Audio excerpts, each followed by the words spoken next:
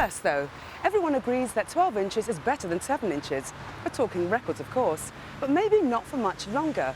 With the resurgence of deep funk, record labels are rushing to press the new sound onto 7-inch records, and new bands are breathing life back into the old grooves. We joined one of them, the new Mastersounds, at their gig at the Jazz Cafe.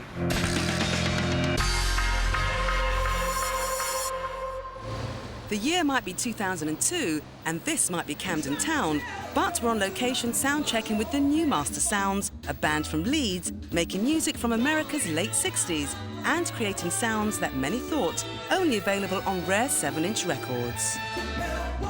Funk aficionado Keb Darge, an avid collector and DJ, is spearheading a movement to spread the gospel of funk across the UK.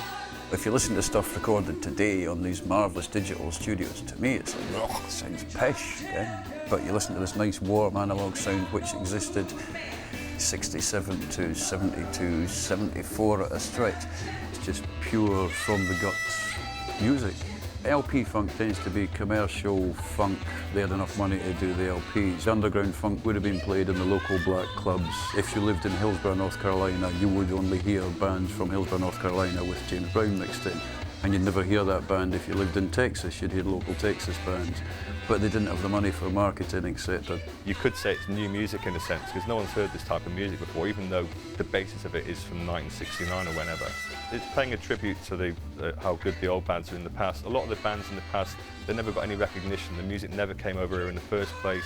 No one's ever heard of it. So basically we're bringing around that type of music for the first time. So if you go and see new Mastersounds, you'd never have seen a band like that before.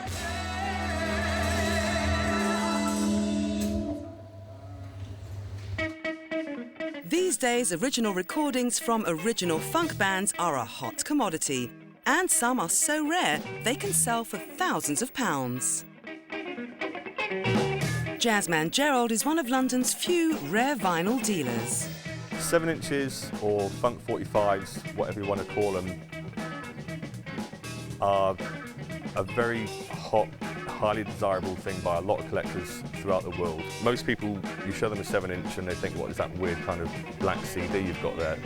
You know, they're really highly desirable artifacts of music that's gone by. A lot of them were pressed in very small quantities, say 100 or 200.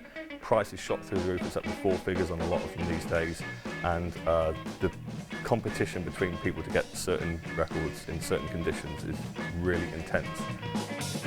Keb Darge has spent years building up his own valuable collection of funk 45s. I mean, sticking with old rare stuff, there's the Great Deltas from Englewood. Just found this about a year ago, and then some bugger just paid 2,600 or something for it. Another copy turned up. I'm like, oh Christ. And then we come bang up to date. New Mastersounds on Deep Funk Records.